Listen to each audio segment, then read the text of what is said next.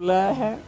यकीन मानिए मुझे बहुत तकलीफ़ हो रही है जो इस वक्त हुआ, आज जो हुआ, जो नज़ारा जम्मू कश्मीर के बिलखुसूस यहाँ के कश्मीर के लोगों ने देखा, वो दिल को दहलाने वाला था, तकलीफ़ दे था।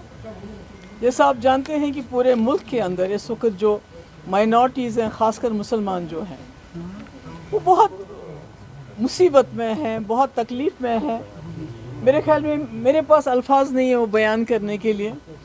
अभी कुछ दिन पहले आपने भी सुना होगा, मुजफ्फरनगर में कुछ मुसलमान मस्जिद में नमाज़ पढ़ने गए और उनके इस पे बाजू पे ब्लैक बैंड्स थे, तो उनको 2 लाख का जुर्माना किया गया। उन्होंने कोई नारा नहीं लगाया। तो ये हमारे मुल्क के हालात हैं, मुसलमानों के हालात हैं। और ऐसे में पहले तो एनआरसी को लाके बीजेपी सरकार ने यहाँ के जो मुसलमान रहने वाले हैं उनकी शहरियत पे एक सवाल उठाया कि अब पहले उनको ये साबित करना पड़ता था मेरा दादा परदादा वो जी इस मुल्क का रहने वाला था, और अब जो दूसरा उन्होंने बिल अमेंडमेंट लाया वक्फ में, तो उससे हिंदुस्तान के मुसलमानों को अब अपने कब्रिस्तान की भी ज़मानत देनी पड़ेगी कि मेरा बाप, मेरा दादा, मेरा परदादा इस कब्रिस्तान में था।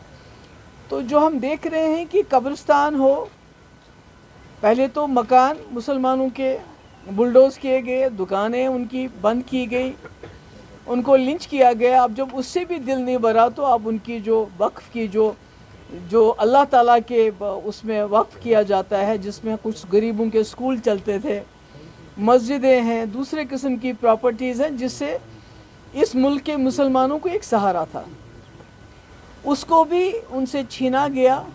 और जैसे मैंने पहले कहा, अब कब्रिस्तान भी मुसलमानों के पास। मुझे नहीं लगता है कि जिस तरह इस वक्त बीजेपी सरकार चल रही है, तो कहीं ना कहीं इनका मकसद ही यही है कि एक वक्त ऐसा आए, खुदा ना खास्ता मुसलमानों को मजबूर किया जाए कि कब्रिस्तान के रहेंगे नहीं तो आप भी हमारी तरह वो जो घर वापसी की बात करते हैं, अपने जो आपकी मैयतें हैं उसको क्रिमेट करें, उसको जलाएं। इस तरह के हालात बन रहे हैं। तो ऐसे में ये उम्मीद की जाती थी जो हमारे मुल्क के मुसलमान हैं वो तो बेकस हैं, बेबस हैं, लाचार हैं, माइनॉरिटी में हैं।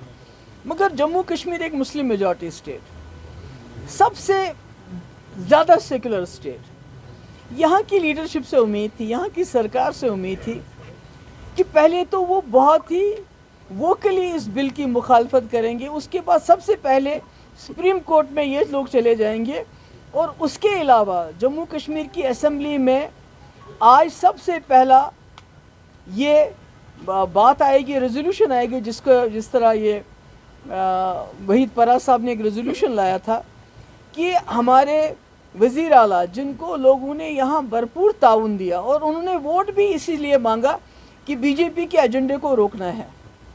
तो हमने सोचा था कि वो असेंबली में रहेंगे, ट्यूलिप गार्डन तो यहाँ चलता रहेगा 1 महीना, ट्यूलिप गार्डन कहाँ भागे जा रहा है, तो वो वहाँ रहेंगे और इस बिल के बारे में खड़े होकर बात करेंगे कि ये हमें कबूल नहीं है, जम्मू कश्मीर इसको कबूल नहीं करता। बल्कि मैं तो कहती हूँ फारूक साहब जो इस वक्त मुल्क के बड़े जो कदावर लीडरों में से हैं, उनको तो सारे मुल्क की लीडरशिप को बुलाना चाहिए था। हमें भी बोलते, हम भी जब दिल्ली जाके वहाँ जंतर मंतर या कहीं पर हम वहाँ धरना देते, हम मुखालफत करते हैं इसकी।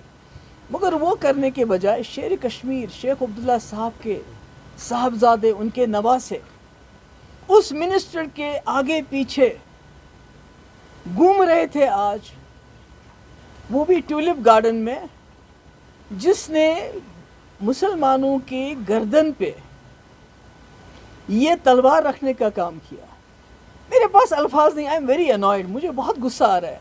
मैं बहुत मुश्किल से अपनी ज़बान पे और अपने अल्फाज पे कंट्रोल कर रही हूँ, क्योंकि आज पूरे मुल्क के मुसलमान, उनका दिल भी दुखा होगा जब उन्होंने देखा होगा कि यहाँ ट्यूलिप गार्डन में शेर कश्मीर जिन्होंने इस मुल्क का इल्हाक किया इस हिंदुस्तान के साथ, एक मुस्लिम मेजॉरिटी स्टेट का इल्हाक किया, आज वो हाथ में हाथ डाले उस मिनिस्टर के साथ घूम रहे हैं जिसने वक्फ का ये जो काला कानून जो लाया, जिससे हमारे कब्रिस्तान पे भी हमारा हक ख़त्म हो गया। ज़िंदगी तो बर्बाद कर दी इन्होंने।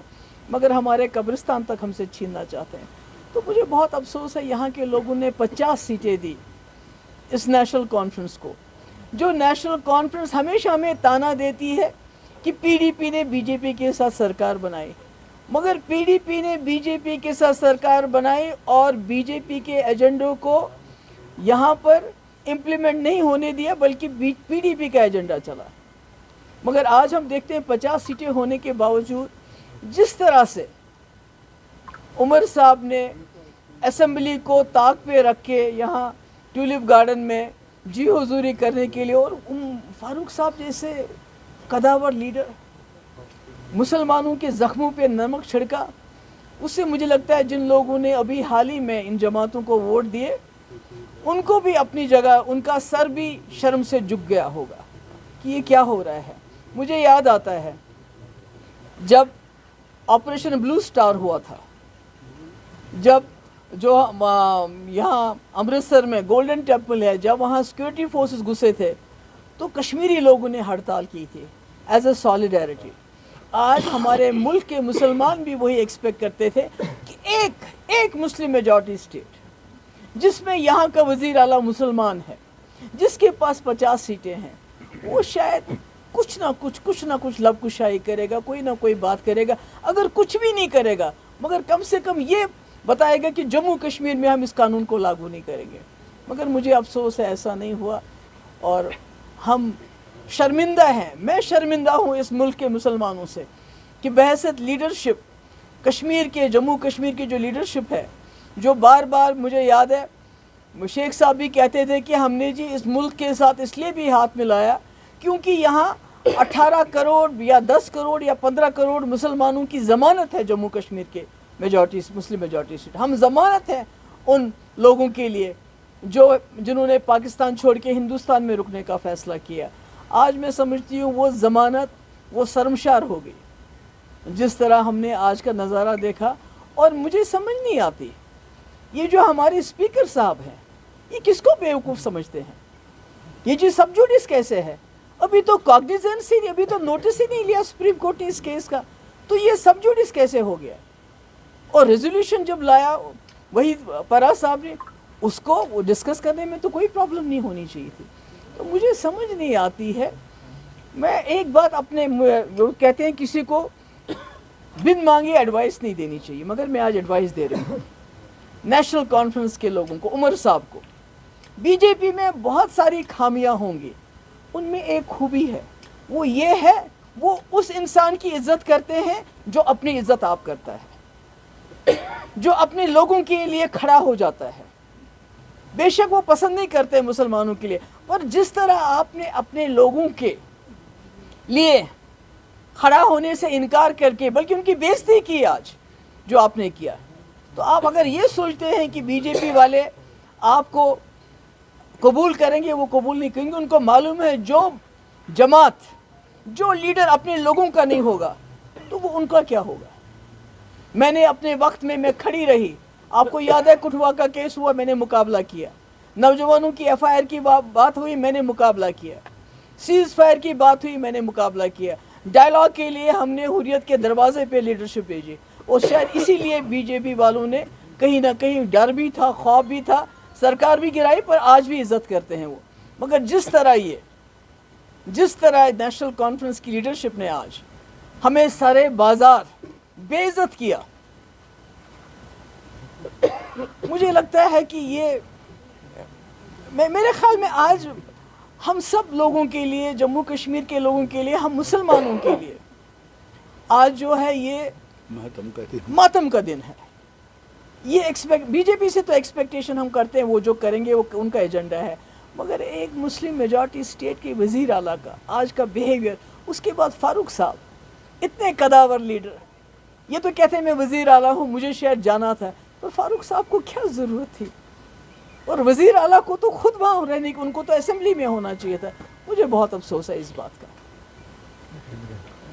और मैं मुल्क के जो हमारे मुसलमान भाई हैं और जो सेक्युलर लोग हैं, हमारे हिंदू लोग हैं, उन सब से शर्मिंदा हूँ कि हम आपके भरोसे पे पूरे नहीं उतरे, बल्कि हमने आपको आज शर्मिंदा किया। That's all, thank you.